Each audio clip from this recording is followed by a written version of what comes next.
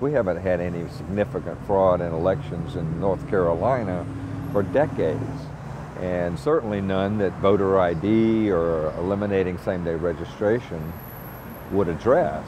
When early voting came along, it was the best tool we had ever had to eliminate election day voting lines. If we tried to vote everyone on election day now in Guilford County, we would need more than twice as many voting machines as we currently have, which would be another $3.5 million worth of voting equipment.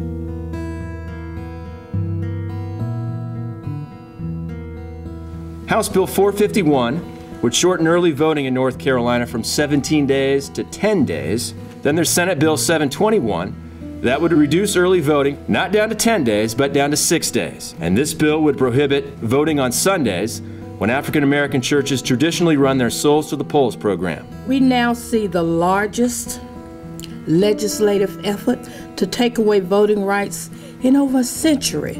We have had no expression of will on the part of our vast number of citizens to cut early voting opportunities. Governor McCrory has talked a lot about bringing a customer service culture to state government. He's opened up the DMV on Saturdays to improve service.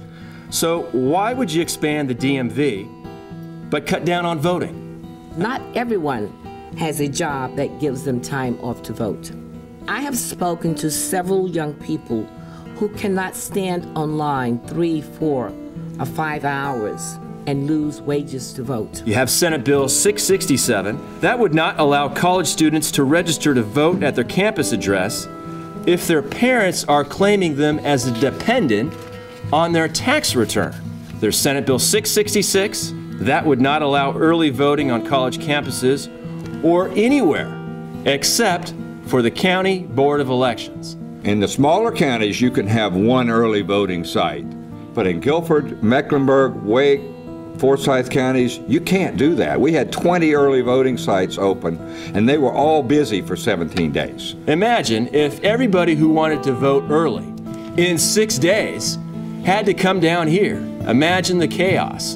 Imagine the lines that would create. We call on Governor McCrory to reject this blatant attack on our voting rights. Veto these bills. To assert fraud and prevention of fraud as a reason to enact additional restraints on the voting process today is bogus. It really is. There is another agenda. This fear of voter fraud, a lot of people believe that there are many cases of voter fraud out there. Well, they're not. We don't know how to investigate or track. They just kind of have this feeling that it's out there, and that they don't believe the outcome of the elections. Well, people believe in ghosts and UFOs and all kind of things too, but the fact that they believe those things doesn't make them true.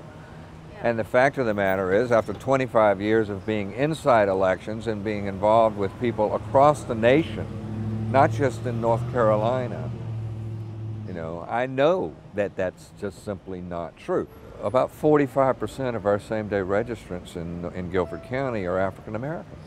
If you don't want African Americans to vote, eliminating same-day registration is a good way to reduce the African American vote. And it would have the consequence of reducing the African American vote. In the last general election in Florida, some people had to wait in line as long as 6 hours. 200,000 people, some estimates say, gave up and decided not to vote. And how did that happen? Well, the state legislature in Florida had reduced early voting from 14 days down to 8 days. In 1988, we had the longest lines that we have ever had in Guilford County, certainly in the 25 years that I was here. We had too little voting equipment, and people waited in line for 3 or 4 hours. 1988 had the lowest voter turnout of any presidential election in my 25 years here, and I supervised 7 presidential elections. Tens of thousands of people left the polls because they couldn't get in a reasonable amount of time.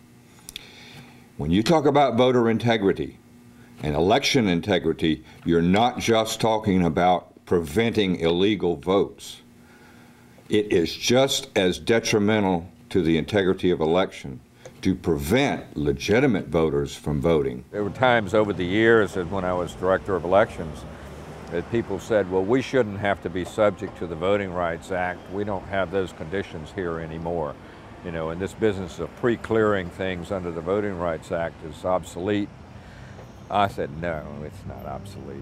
There's a tremendous amount of prejudice still in our society. There are a tremendous number of people who would abuse the process if given in North Carolina and in every other state in the country. I would be much more inclined to apply it to everyone than to repeal it for the southern states and jurisdictions that it applies to. If there was anything done wrong 50 years ago, it was to only apply it to certain jurisdictions. In my view, it should apply to everyone. If you create long lines as a result of eliminating the voting opportunities that we have developed in North Carolina over the past 20 years, you will undermine the integrity of the election before you ever count the first vote.